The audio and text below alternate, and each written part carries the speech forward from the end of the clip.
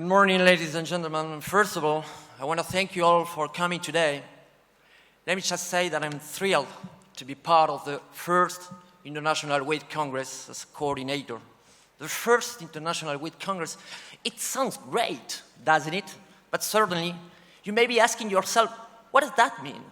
Why we decided to set up the first International Wheat Congress, which is entirely devoted to wheat as well as its byproducts? Well, I'm going to try to answer those questions through a short presentation, which will take not more than 10 minutes. But before starting off my talk, please excuse me for my strong accent that I know well off. But it is something of great importance when it comes to a global meeting that welcomes people from 17 countries, as the president said. So, turning right now to my presentation, and I'd like to make a start stressing the fact that the Argentinian wheat has come back to the world in an amazing, amazing way.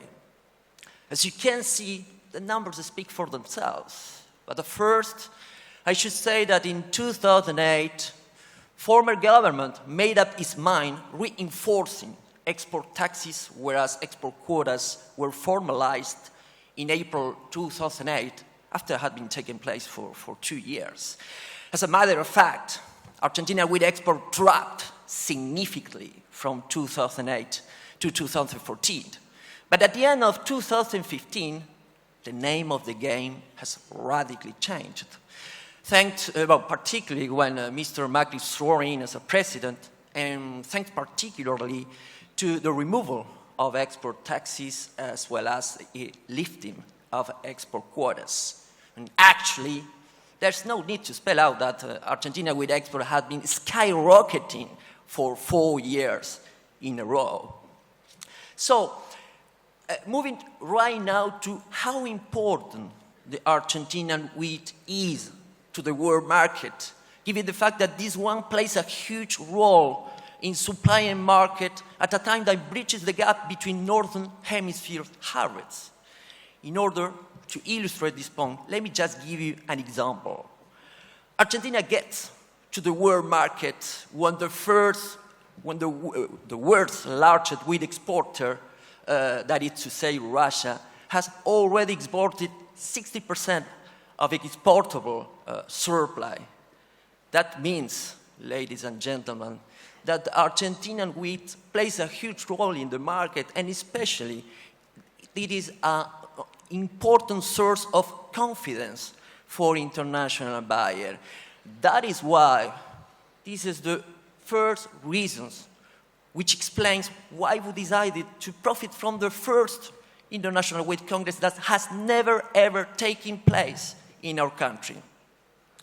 Our traditional clients, our potential clients, and end users do need exactly to know how the Argentina wheat supply is in terms of production, quality, export, and so on.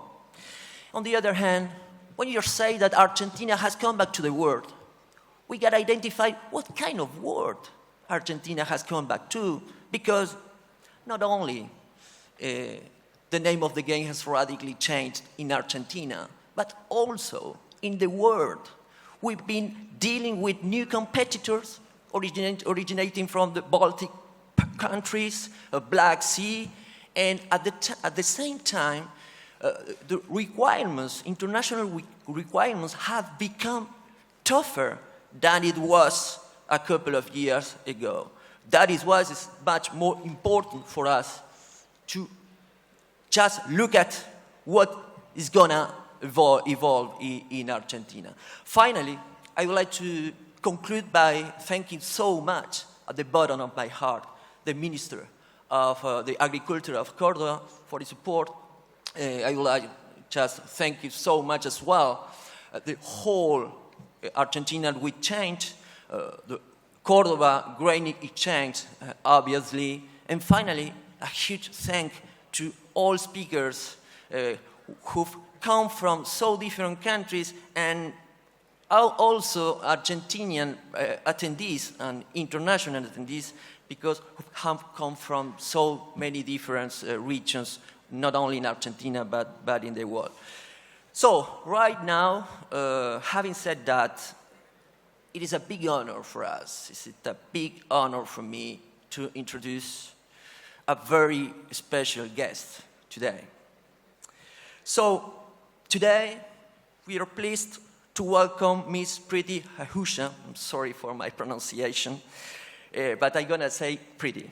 So, Miss Pretty holds degrees from Delhi University, Boston University, and has one of the world's leading and largest graduate business schools, such as the INSEAD, look, is just located in France, not far from Paris, where she studied economics, agribusiness principles, and international finance. She's currently the practice manager of the Latin America and the Caribbean region for the agricultural, food, and global practice. And today, she will share with us her takes on Argentina in the global food system. And finally, I ask you, give your full attention to Miss Pretty and help me to welcome her to the stage. Pretty, it's up to you.